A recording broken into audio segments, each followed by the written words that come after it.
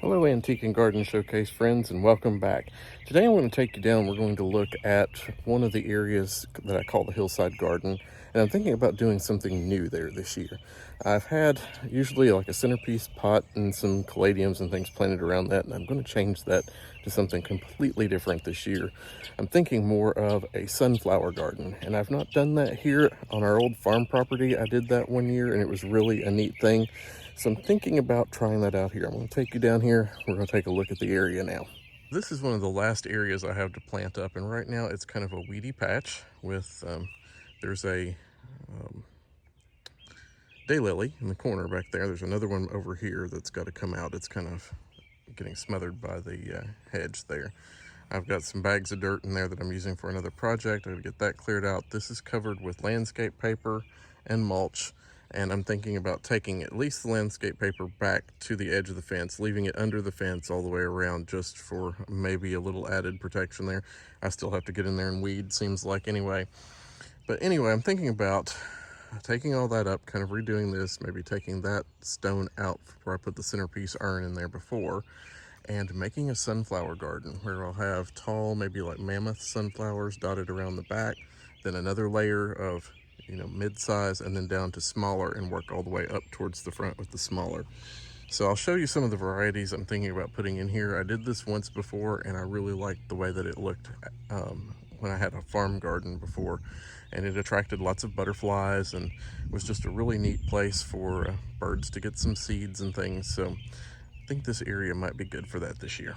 One of the sunflowers I'm thinking about using is this Evening Sun. This was in some of those packets of seed that I bought last fall for like 2 cents that they were clearancing out at one of the stores I merchandise in. So thinking about trying this one. This would be a really pretty color mixed in with the other sunflowers. The next ones I'm thinking about using I picked up at Johnny's Seeds, and if I can find pictures of these, I'll put them up on the screen. One was the hybrid stem sunflower, the red lime bicolor, and the other was the hybrid stem plum sunflower. I actually purchased these last year and didn't get around to doing them, so I'm going to try to put these in that sunflower garden this year. The teddy bear sunflower has always been a favorite around here. In fact, I planted teddy bear right around our mailbox one year, and the neighbors kept talking about, what is that sunflower? What is it? And one of them actually asked if she could get a cutting off one for flower arrangement. And of course I said yes, but really neat sunflower there. And to finish up the sunflower garden, I'm thinking about using these last two. I have the Lemon Queen and the Mammoth here. Both of these, again, are from the 2-cent seed packets that I picked up last fall.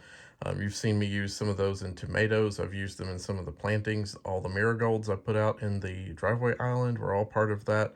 So I paid very little, and I've had great results so far with these. So if you can get in on some clearance seeds at the end of the season, that's a great way to save a little money for the upcoming gardening season. While I'm out and about this morning, I'm going to take you on a little tour of the kitchen garden. I've finally gotten this area finished up. The potatoes are looking wonderful. The red Norlands are doing great. I hilled those up a little bit the other day, and it seems like they've come out that much more. I put in tomatoes here, and I used, these are old Gardener's Supply tomato ladders, and I actually took 3 of them, and I kind of put them in a triangle formation there, and I tied them together with zip ties. Usually I use one by itself, one per tomato, but this time I thought, well, I'm going to make more of a cage form out of these. I've got a Golden Jubilee tomato in here that I'm just going to let grow up and fill in this one. But in this one, I had some beef steaks that I grew from seed. Actually, these seeds I got for like 2 cents a piece per packet at the end of the season last year, and I thought, why not try it? These look like great little tomatoes, so I put 3 of them in here, and I'm going to let them grow up together in this group of 3. So using the tomato ladder is a little different way this year, but I think it's going to work out really good. I don't need that many tomato plants. I have raised tons in the past. In fact, this whole area has been tomato plants, and it's just more than I and my family can handle. It's just me and my mom and dad, so we don't need that many tomatoes around here unless we give a bunch away, and we've done that too. So anyway, this is the lower portion of the garden. Let's go up to the upper portion and see what's going on. This is a red hibiscus, really pretty foliage. I love the dark purple to green variegation in the leaves. It's a really neat looking piece there. Got to get these trimmed up a bit. The boxwoods here, they kind of hold the elevation here because this garden is on kind of like multiple tiers because it is a hillside. So we're on the lower portion right here, heading up the stairs to the upper part of the garden. And in this bed, I have planted jade beans. Actually, I'll say my mom planted these jade beans because she's the one that loves to do canning. And we always raise a lot of beans to can. This variety takes on a really long bean pod, so you can plant a few plants and get a lot of produce out of it, which is really good. These are breadseed poppies, and these poppies have been around for a long time. In fact, these were the poppies that were in front of my grandmother's country grocery store back in the 80s, and she passed away in 1988, and we've kept those breadseed poppies going. They kind of just, you know, spackle around in the garden out here, and I think they're just great. You know, they come up kind of a little surprise everywhere each year. That pink one was hers. We have a red one over here that was actually from a neighbor from an older neighborhood where we used to live. It's kind of got the, well, we call it the red fuzzy poppy. It's a breadseed, but then they've kind of mixed too, so you get this one that's kind of half and half. So it's an interesting mix of poppies back here. But looking back, we have garlic here that'll probably be ready in June, typically around, you plant it on the shortest day and harvest on the longest is what I've heard in this area, 6B. So that's typically what happens around here. Around June 21st, you'll start seeing this brown up more and it'll be ready to harvest. And then in this area, we'll probably put in one cucumber on a trellis right here. I think we'll go in. I've kind of got some fencing here now for just marking the spot. This little pot I talked about a little bit in a video the other day. It's the Proven Winners Good-Hearted Tomatoes. I bought the seeds last year and they did not come in time to plant. There was something that caused them to delay, so I held them over to this year. I planted all 10 and all 10 came up, and I have 5 of them in this pot, and as you can see, they're already bearing fruit. I've had these in the past. I had one plant that had probably, I think I counted 40 tomatoes on it in no time. They're really prolific bloomers and they do really great. I do like to keep them in a pot though. Keeps them up off the ground. The soil-borne illnesses for the leaves kind of helps reduce that. Some of these don't look too good. These got a little bit sunburnt out here. I got them out a little too quickly from the grow lights in the garage. Over here in this bed, we have Roma 2 beans. This is a flat variety, kind of an Italian bean, stringless. I like to grow these, and we can these as well. Last year, the production of the jade did not go so well. The seeds did not germinate well, so in fact, the rows came up very spotty. We didn't even get a full row. We'd get like 1 or 2 beans, and then a big space, and then 1 or 2 beans, and it was horrible. There was nothing to even harvest. So I started using 2 varieties. The Roma 2s I really like as well. Good old variety. Down here, breadseed poppies like crazy. This end, I'm eventually going to put in my yellow squash. I'm going to raise those plants under grow lights first though, before putting those out here, just to avoid the squash borers, which are really bad in this area. And then I'll probably have these under canvas, summer canvas, for quite a while until they get ready to bloom, at least. Moving on, the poppies over here, the Orientals, we had a windstorm, lots of rain, and it kind of took the petals mostly off of those. There's a few left back in here. The new urn went in really well. I like the urn in this location. It's great. The plantings are doing pretty good. We've had, like I said, a lot of rain and a lot of temperature extremes. We went from 91 to back to like 61 yesterday. So 30-degree drop and just crazy springtime. And everybody you talk to or hear about's having this crazy springtime of ups and downs and rain and whatever.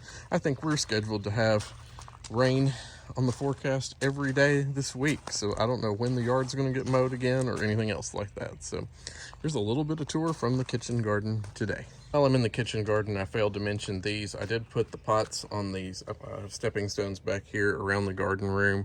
I filled in those areas. This is a tropical sunrise canna in this pot, and over here this year I've got to do mulching back here, so don't look at the bare spots. This is a Canova Orange Bronze. I believe this was a Monrovia Nurseries one from last year. these big sprangly growth, this is just from where it was inside in the wintertime, but you can see that there's lots of new growth points coming on, new leaves are shooting out, so I'll eventually probably just lop those off because they kind of don't do that well for a while there. But anyway, a few other things going on here. Daylilies are looking really good. They're going to get ready to bloom. I have one in here that I really love that I just picked up a couple of years ago at a daylily farm, and I forget the name, but it's Thin Man. Thin Man is an interesting one. I'll put a picture of that one up on the screen. I cannot wait for this one to bloom every year. It's one of my favorites, and this is another collection I have. I have lots of daylilies around the yard, if you can't tell. That's one I've been a favorite for many years.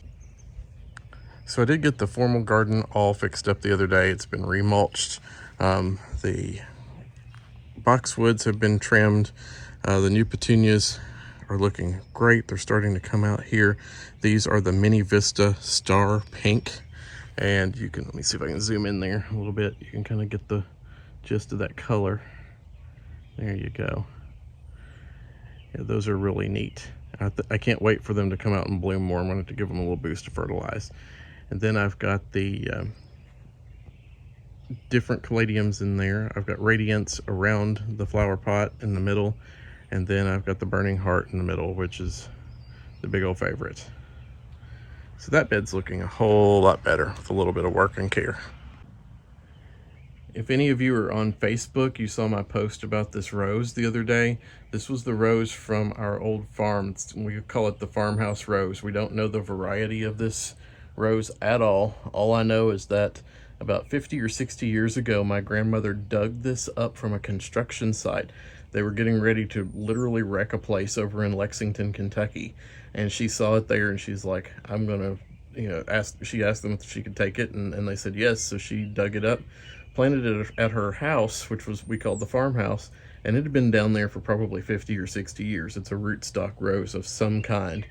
But this is fantastic. I mean, it's not like hybrid roses that you see today. It smells really good. It has these beautiful blooms. There are no buds opening up right now. In fact, a lot of the blooms are starting to get spent, the earlier ones that I took pictures of, and to trim those off. But it's just a striking color, form, and I wanted to make sure that we had, several of these saved before we moved and sold that farm down there. Also, I fixed that rainbow zebra tradescantia that I picked up at Wilson's Nursery in Lexington on one of those shopping days that I had in an earlier video. Really neat. It's coming out really well and really growing. Put that in a pot here on the front porch to kind of get it started, and I think I'll bring that Eugenia topiary back around and kind of group that with it. I took it back because of windstorms and stored it in the garden room because, well, the weather around here, I'm sure it would knock it over in the middle of the night, and then I would have a huge mess out here. So right now, just taking precautionary steps with things this spring. As always, thank you for watching Antique and Garden Showcase. Glad to have you here. I hope you found something in this video that's interesting to you and that you can use. And if you have not subscribed to the channel, we'd love to have you here as a subscriber. Hit the bell for notifications when new content comes out.